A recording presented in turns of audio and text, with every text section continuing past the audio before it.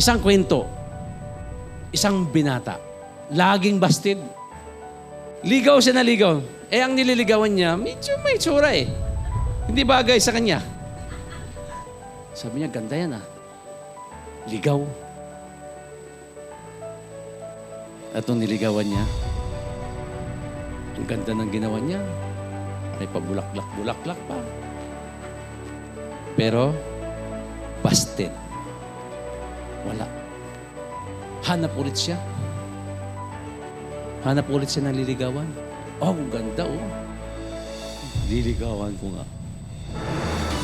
Liligawan niya ulit. Ginawa yung the best. Diba? Tanungin niya, ano, okay ba tayo? Hindi. Busted. Malungkot siya. Hanap na naman siya ulit. Nang nililigawan. Ligaw ulit. Busted.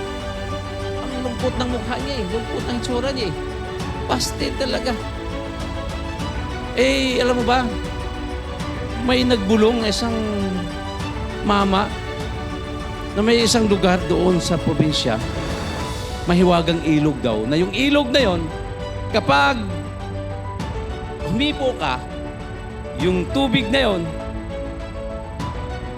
ilagay mo lang sa katawan mo. Pag may niligawan ka, sasagutin ka na.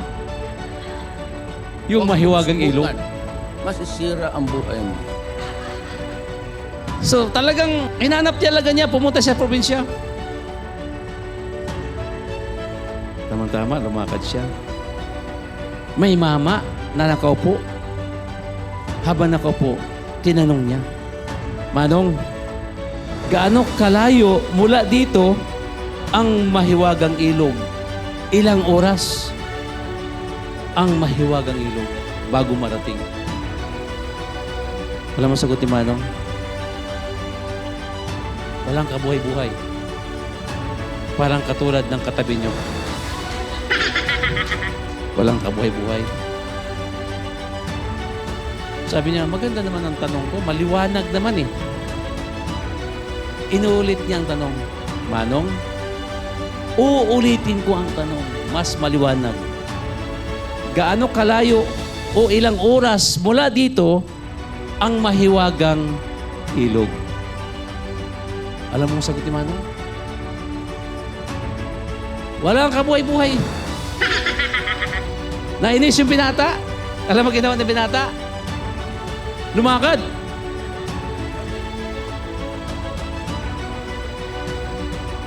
Mga teenagers mula sa matanda, biglang sumigaw ang matanda. 10 minutes! Bumalik yung binata. Sabi niya, Manong, kung kailan ako malayo, saka ka naman sumigaw. Nung mas sa harapan mo ako, hindi mo ako sinagot sa tanong ko. Maliwanag naman yung tanong ko.